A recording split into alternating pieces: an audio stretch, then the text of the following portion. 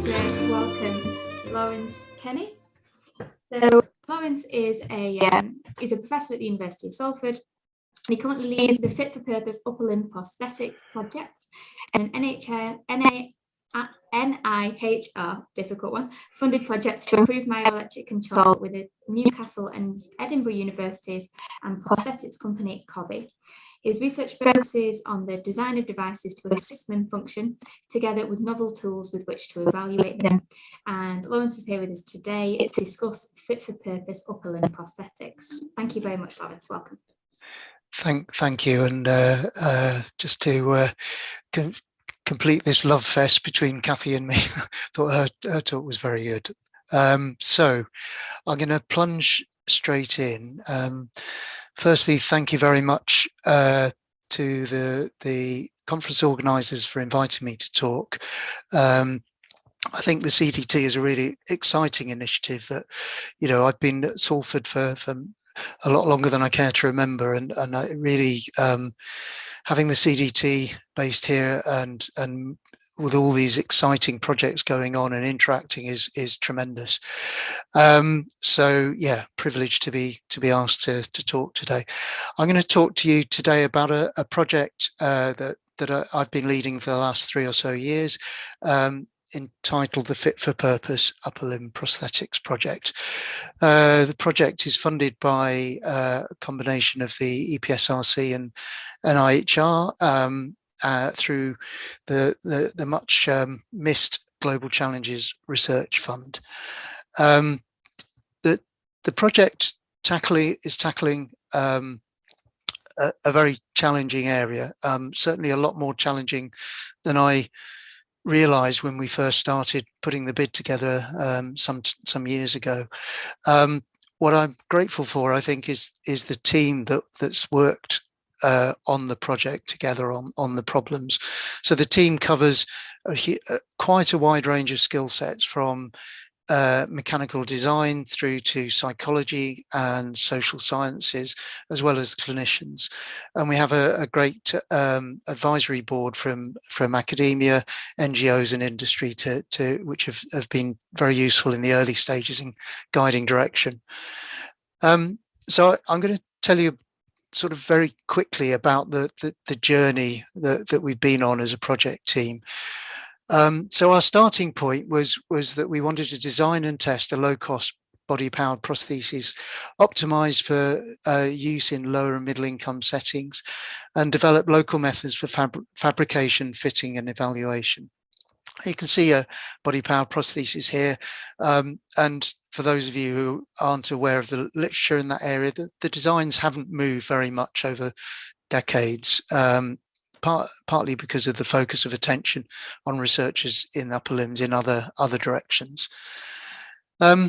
So my talk today is really going to be sort of talking you through the journey that the project's been on. And this slide kind of summarizes it. We confirmed early on that our core assumption that purely mechanical devices were probably an appropriate focus for our efforts. What we didn't realize until later into the project really was quite the extent of the challenges in deploying whatever designs we came up with into health systems, particularly the Ugandan health system. So I think with time that's caused us to refocus our design, and I'll talk to you a bit more about that as we go along. And in parallel, we've also tried to understand these challenges and develop some interventions to try and see whether we can address them and help the sort of outflow of the design process into products and things that might actually get used on the ground in Uganda. Although we have partners in Uganda and Jordan, as well as across the UK, I'm going to focus today's talk on the challenges in Uganda. So briefly, I'm going to start by discussing the scoping and user needs assessment work we did that helped to inform the shift in design. I'm going to talk about some technical work we did in the lab that also confirmed our change in direction. I'm going to talk briefly about the design work, And then I'm going to talk right at the end. Hopefully I've got a bit of time at the end to tell you about some work that's been done between a team here led by Louise Ackers and the team in Uganda led by Robert Seki Toleko around supply chain issues in Uganda. Okay, so Uganda, for those who don't know, is a country with a population of around 45 million, because in part they're surrounded by countries that have had recent conflicts or ongoing conflicts, such as Democratic Republic of Congo and South Sudan. They accept a huge number of refugees, so over 1.5 million, which puts some of the latest conversations in the media into perspective. They're a poor country with poor infrastructure.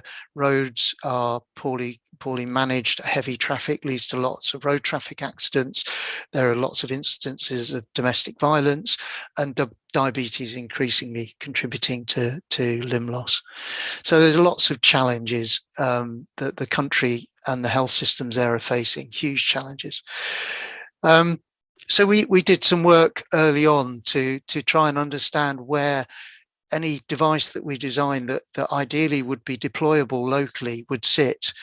And we had some students from the P&O team here go out, and from other volunteers from around the UK go out and do some small projects around trying to understand the prosthetics health system. And we found a pretty poor picture, really. The government-funded research prosthetics research shops were pretty poorly maintained. What became clear probably only around year 2 of the project was that the government-funded workshops actually have no funding for consumables or components at all. So, for example, the orthopedic workshop has received no funding apart from salaries for over 10 years.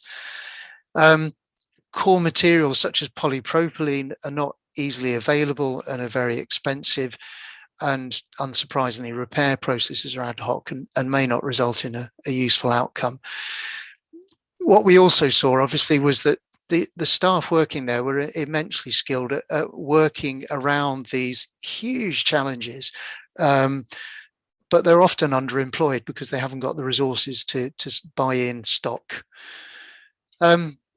Some of the sort of background to that, I'm not going to go into great detail, but Uganda's had long periods of civil war and conflict that ended in the mid-90s. NGOs such as the ICRC came in at that during those periods to provide prosthetic services, but the ICRC imported their components and materials from overseas, and that didn't encourage local manufacture or supply chains. And when the ICRC withdrew, government didn't really step in. They funded training and they funded some salaries, but little else. That led to a really fragmented market, leading to high unit costs and a huge reliance on overseas imported materials. So the impact of that on patients is that the typical patient journey might be the patient will approach a government workshop. The orthopedic technician will say, well, I haven't got any stock or budget to buy anything to make your prosthesis. He might then recommend that the patient themselves goes and acquires some of the core materials, such as sheets of polypropylene. Polypropylene will cost 5 times what it costs in the UK, take days to deliver if available, and the technician will then assemble a prosthesis out of combination of consumables bought by the patient and donated devices, and the colour might be not great. So it's a process characterised by delays at every stage, high cost and a poor outcome. So our scoping work really showed a systemic and long-standing problems with the services, almost entirely reliant on overseas aid or private finance. Everything costs a lot, and is getting supplies is difficult, but the personnel and staff are there wanting to deliver better services. So that confirmed that we really want to try and break away from this traditional model of overseas sending in components and develop some sort of local economy around this. But we also confirmed that there's huge problems in deploying any systems into that we design into the Ugandan system. But nevertheless, we ploughed on, and the next step was to understand users' needs. So in order to do that and to capacity build, two of the team members, Maggie Donovan Hall, who some of you might know, and Louise Ackers, psychologist and health social scientist, delivered qualitative workshops for the researchers in Jordan and Uganda, and conducted some, and the teams in Jordan and Uganda conducted some interviews with users or potential users, people with limb loss, to understand their journey, to learn about how they manage with or without prosthesis, to explore environmental challenges, and to help inform what a new prosthesis that might be better suited for those environments might look like. So they use semi-structured interviews, as I said, involved current users, including those who've had devices and those who've never had a device, and use thematic analysis to understand it. This is just, I'm not expecting you to take in all of this, just to note these are the participants in the Uganda study. The young age of all the participants that came to the interviews, or the vast majority of them, reflects the major impact on the economy and on people's lives of limb loss in Uganda. What was notable was that only 2 out of the 17 people who kindly gave their time to be interviewed had ever had any experience of an upper limb prosthesis, and both of those had rejected their device pretty much. So I'm not going to go into huge detail on this, but the participants, most of whom had never had a prosthesis, reported needing the wider care services. They wanted to work, but faced multiple barriers, in part from not made worse by not having access to fully functional prosthesis. They had immensely complicated, challenging lives, and full of admiration for them to just carry on. The local culture had impact in both positive and negative ways. So there was lots of talk around family support and friendship support, helping them to manage, but also there was stigma reported that the attitudes towards limb loss in Uganda were a problem for some people. We also use those interviews to try and understand the small amount of experience that people had had of prostheses, but also what people expected from them. I'm not going to go again into a great deal of detail on this. We've got a forthcoming paper coming out on this, but the themes divided into 8 around their experiences, the few people who had experiences, and expectations. If you look at the expected things that people wanted to do with a prosthesis, should they have them, things were important to people, included cooking, getting dressed, as well as sort of more heavy duty work like mechanics work and farming work, because Uganda is a largely rural economy. Interesting responses to colour match, which is always a challenge in upper limb prosthetics. The vast majority of people wanted devices to match their colour. For those people who had experience of receiving donated prostheses, they were often the wrong colour, and that may have coloured some of these responses. But that presents designers with a big challenge. This is a nice way of presenting the data that Zulema, who works with Kathy down at UCL, presented. It's called, I think, a chord diagram, which represents a way of reflecting the relative priorities that people brought up in their interviews. As an example here, we can see that 2 people favoured functionality over appearance. That's the way of interpreting them. And interestingly, because in part a lot of these people did not have experience with wearing a prosthesis for long periods of time, they didn't bring up comfort as a major issue, whereas people in better resource center settings where they've had experience of wearing sockets and so on would typically bring up comfort as a major issue. So these results need to be interpreted in the context of the community that were giving their responses. So I'm cracking on. Clearly affordability was a major problem, but access as well were all factors affecting, and knowledge about whether even devices were available. Recently, Louise was in Uganda and was speaking to somebody with upper limb absence who was just not aware that prostheses were a thing that could be found. So they were all factors around barriers to accessing prostheses. People wanted functional, reliable, and good appearance, suitable appearance looking devices. But people, I think we should be careful to read too much from it. This was a small sample from a relatively urban area. So we need to use this as good information to guide us, but not be too rigid in interpreting. So at the end of that, by the time we'd finished our scoping and user needs assessment, we had a picture of a very challenging environment and context within which to deploy any device. The area of upper limb prosthetics is challenging in any setting. So I think figures in the UK and other well-resourced settings show rejection rates of kind of 30–40% for upper limb prostheses. So delivering something that's going to be accepted into a highly fragmented and poorly resourced environment where stigma was a big problem, and all these things were huge challenges. So that made us sort of stop and think. But I'll talk a little bit now about how we kind of scaled down our engineering design aims.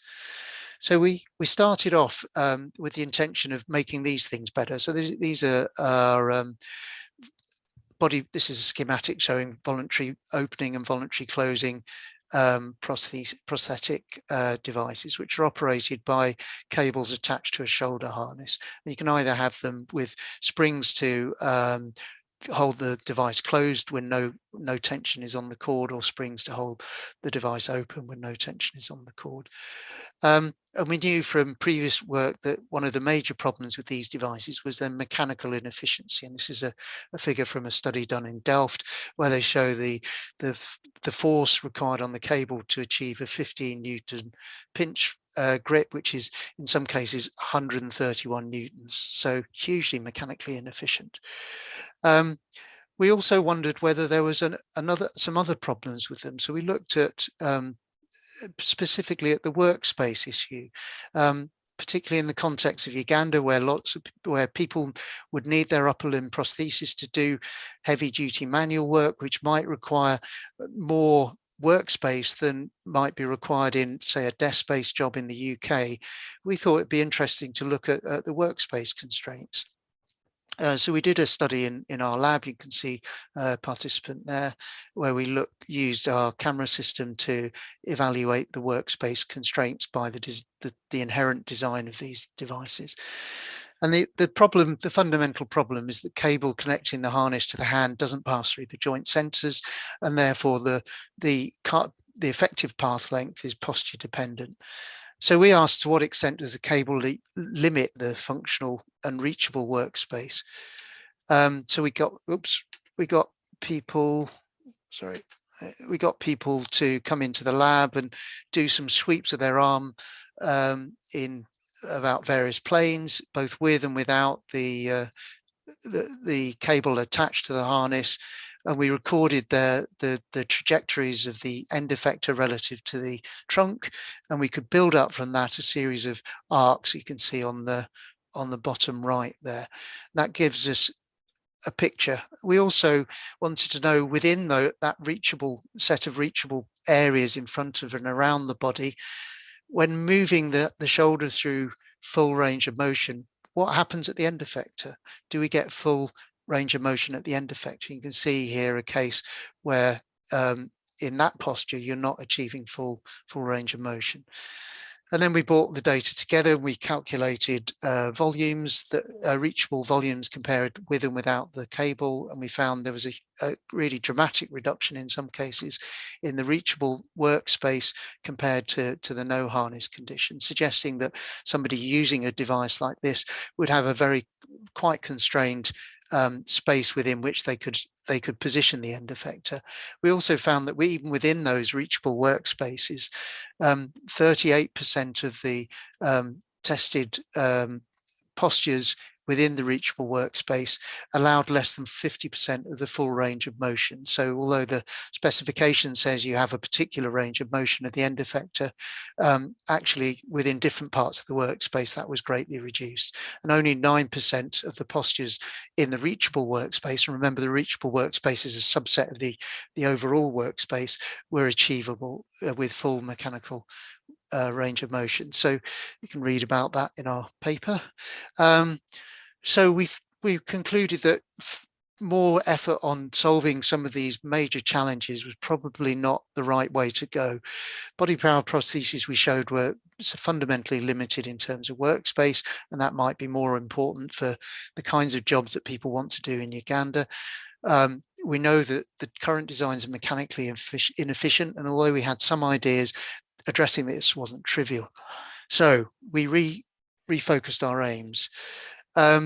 We also, in the context of understanding the broader context, had seen that one of the major problems in Uganda that we hadn't really thought to focus on was making sockets. This is a workshop at Malago Hospital in Kampala, and you can just by looking at this image, you can see the state of repair of manufacturing facilities was very poor, and the supply chain issues that I mentioned earlier been major problems in using the traditional socket manufacturing methods that are used certainly in the UK. So we set a PhD student going, Mick Prince, who's our brilliant PhD student, and he's done some really great work around a design methodology for adjustable sockets that could be manufactured locally.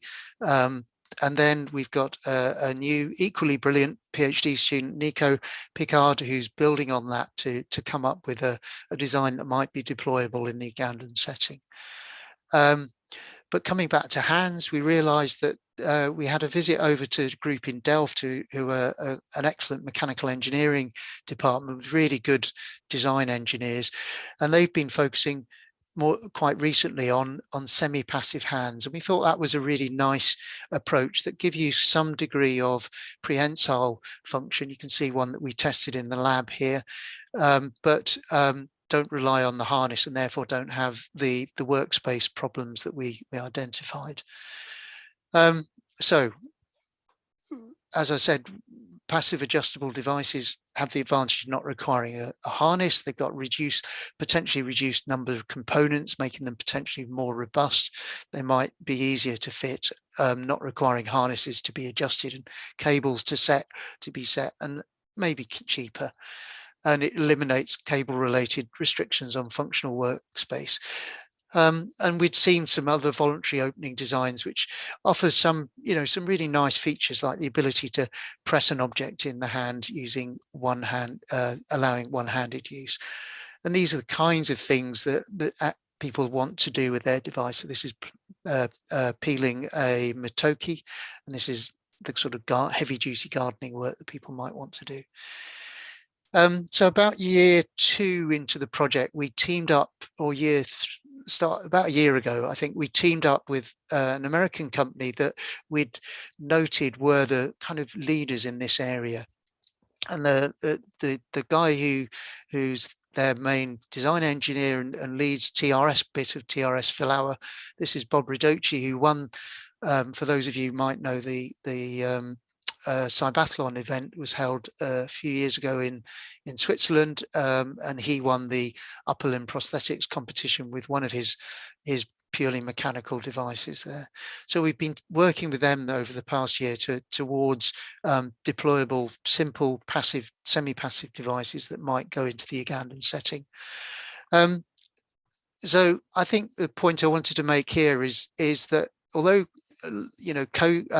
PPI receives understandable huge amount of attention in our field at the moment, but I think as design engineers we need to go beyond that. We knew that prosthesis users wanted robust, suitably coloured devices which supported people in these sorts of devices, but to go from those interview results into a specification required something a bit more detailed.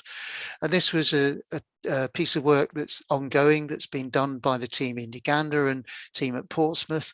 So they started off with the results from the interviews and selected a set of context-specific activities, and now they're in the middle of a series of co-design activities, and I'm going to talk you through co-design 1, but that will lead on, and we're starting co-design 2 shortly, which hopefully will lead to a refinement and a final design that could be manufactured and deployed locally.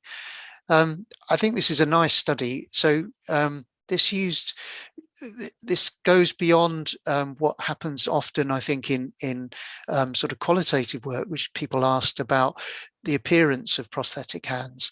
But I think as designers, we know that design decisions are trade-offs. So we wanted users potential users in Uganda who probably got very little experience of the reality of prostheses because their services are so poor, to try and make more informed choice than just to be shown images of these and say, which one would you prefer? Because obviously people would like a device that looks like their hand. So we used a sort of discrete choice experiment, which forces people to make choices. So we gave people the options of these 4 devices, and asked people to look at each of the pairings and decide which of those pairings would suit them best, given both the appearance and the functionality. And so here's an example where we asked them to compare design A with design C, and we gave a score. Luckily, we were able to work with Bob Ridoci to give these scoring values to each of the tasks associated with each of the designs, to ask to help the user make an informed design decision about this. So I'm aware I'm really running short of time. Very quick supply chain issue. I've covered some of the issues that we're challenging, huge problems, systemic problems, causing no structured supply chain, lots of delays, high unit costs and unpredictable quality. So how do we build and consolidate the demand in the public facilities that serves the people who can't access the few well-resourced facilities that operate generally on a private basis? And how do we, in the context of donor dependency, which is unlikely to change dramatically, how do we build a trustworthy supply chain to bring in better quality supply of materials? So we're Louise Ackers and team in Uganda, Robert and Kenneth Rubango, have been working on this for the past few months. One thing that's ongoing now is that placement students that through Louise's charity often go out to Uganda and spend time there, not just P&O placements, but other clinical placements. And so she's got a memorandum of understanding that has ring-fenced the money that the hospital get to support these students to be ring-fenced for the orthopedic workshop, and that helps to just stimulate demand. She's also working with suppliers, including Joint Medical Stores, which is a major supplier of medical equipment in Uganda, to try and build confidence. So we're at the moment that's ongoing at the moment, but we're looking at maybe cost sharing intervention, something like that. So the idea is that we can build up demand through the Fort Portal Regional Hospital Relationship for Knowledge for Change. That in turn builds up a bottom-up demand system, which builds confidence in suppliers to stock more materials and therefore brings the price down. So that's happening as we speak. The money has gone into Fort Portal Hospital, and the workshop has immediately seen a step change in the number of devices it can deliver, and that's generated more good conversations with other parts. And you can see here, that's the guy up here is a volunteer accountant who's working with the team on this. So I'm where I've got about a minute left. Combination of interview, scoping tool work and novel design tools have led us to better understanding the context and really shift our ambitions down a gear. Design work, that's led to delays, and design work is going on beyond the end of the project. We realized very early on that deploying anything in Uganda was a challenge dependent on the health system. So we're very much working along in parallel with that. Context is vitally important, but throws up huge headaches. We've delivered some interesting insights, but perhaps not as many design solutions as we first hoped for. But that's kind of a reflection of the reality that if we're going to translate anything at the end, we need to understand and improve the context. Okay, going forward, we've got some bids in and some projects that we're hoping, despite this appalling government, will get funded at some stage. Okay, and thank you. Sorry, it was a bit of a race through. Hi, Laurence. Thank you so much for doing that. You managed to get through a huge amount of work in 30 minutes then. Very impressive. Yeah, I was thinking last night, bloody hell, I've got 50 slides. Well, I think you did very well. That was a really lovely demonstration of how the project has developed as well along the time that it's been running. So thank you very much for that. Unfortunately, we are going to have to move on to the next presenter now, but we do have live questions on the website. So if anybody watching has any questions, feel free to pop them on there, and Loz may well have a little look. Sure.